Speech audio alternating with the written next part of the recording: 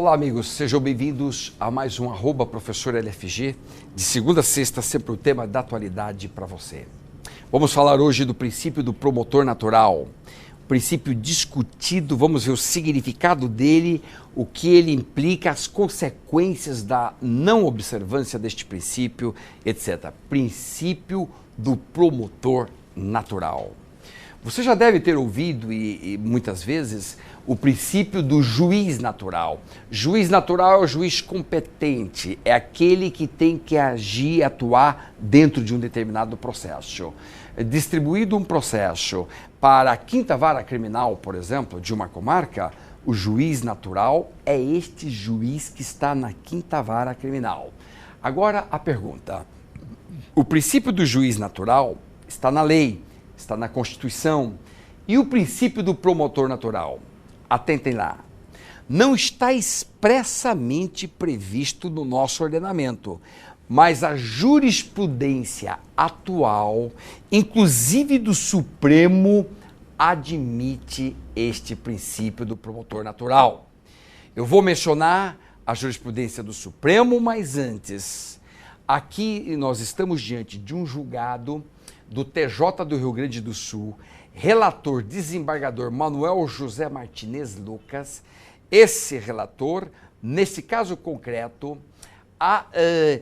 anulou um processo do júri, agora em 22 de setembro de 2010, porque o promotor que funcionou naquele júri não tinha nada a ver com o caso, não tinha envolvimento com o caso, não era o promotor natural do caso.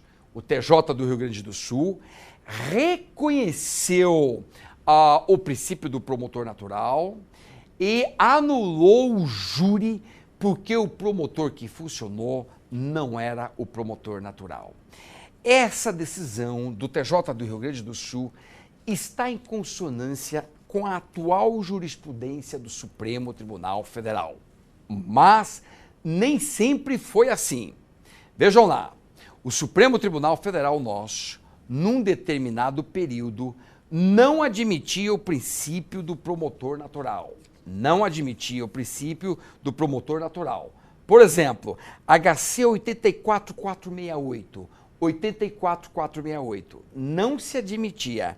Depois, com o advento da lei orgânica do Ministério Público, as coisas começaram a mudar e, a partir daí, sim, o próprio Supremo Tribunal Federal começou a admitir o princípio do promotor natural. Por exemplo, HC 67759, 67759. Neste HC, relatoria do ministro Celso de Mello, passou-se a admitir o princípio do promotor natural dentro do processo penal brasileiro.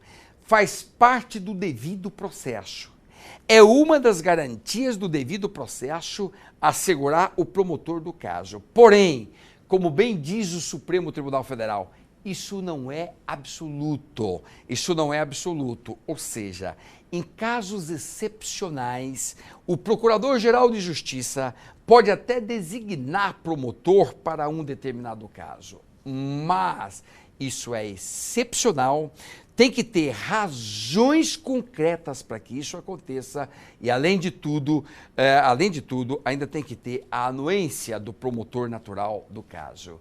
Portanto, só excepcionalmente, só na excepcionalidade é que se admite aí algumas restrições ao princípio do promotor natural. Como regra, ele tem que ser observado sob pena de se anular o caso.